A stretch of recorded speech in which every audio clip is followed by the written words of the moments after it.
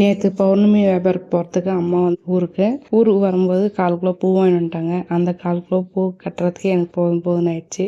எப்பவுமே வந்து வாங்கிட்டு வருவாங்க, அப்போல்லாம் சதவசாதாரணமாக கட்டிடுவேன். 1/2 கிலோ பூ வேணாலும் சரி, 1/4 கிலோ பூ வேணாலும் சரி கட்டிடுவேன். ஆனால் இப்போ சுத்தமாக வர கட்டவே முடிய மாட்டேங்குது, என்னன்னு தெரியல. ஆனால் நரம்பு வலி எடுத்துக்குது, கழுத்து வலி எடுத்துக்குது, இடுப்பு வலி எடுத்துக்குது. அதுக்காகவே இப்போல்லாம் பூ வாங்கி நான் கட்டுறதில்ல. பொண்ணுங்க பொறுத்த வரையும் அம்மா என்னோட கட்டைப்பை வந்து ஓப்பன் பண்ணி பார்க்காம இருக்க மாட்டோம். எனக்கு அந்த பழக்கம் இருக்குது. உங்களுக்கு இருக்குதா சொல்லுங்கள். ஏன்னா அம்மா என்ன வாங்கிட்டு வந்தாங்க அப்படின்ட்டு பார்க்குற ஒரு ஆசை இருக்கும்.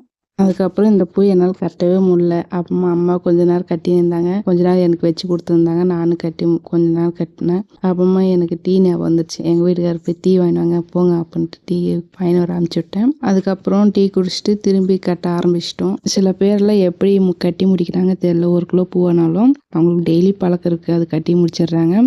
எனக்கு எப்படி 2 மணி நேரம் ஆயிடுச்சு 1/4 கிலோ பூ வந்து கட்டுறதுக்கு. அம்மாவும் கொஞ்சம் ஹெல்ப் பண்ணாலும் பிரச்சனை இல்லை. அம்மா வந்து வியாபாரம் போகிறதுக்கு தான் கற்பூரம் கட்டினார் சொன்னாங்க. அதுக்கப்புறம் சரி அம்மா கற்பூரம் போட்டு கொடுத்தாங்க. நான் பின்னடிக்க ஆரம்பிச்சிட்டேன். ரீசெண்டாக தான் இப்போ 2 வருஷமாக வியாபாரத்துக்கு போகிறாங்க, கற்பூர வியாபாரத்துக்கு. அதுக்கு முன்னாடி வந்து துணி வியாபாரம் தலைமையில் வச்சுன்னு திரும்புவாங்க. வெளியூருக்கு போனால் 1 வாரமாக அப்படியே வியாபாரம் பண்ணிட்டு வருவாங்க. அப்படி போயிட்டு அப்பா வந்து எனக்கு 1 வயசு இருக்கும்போதே தவறிட்டார்.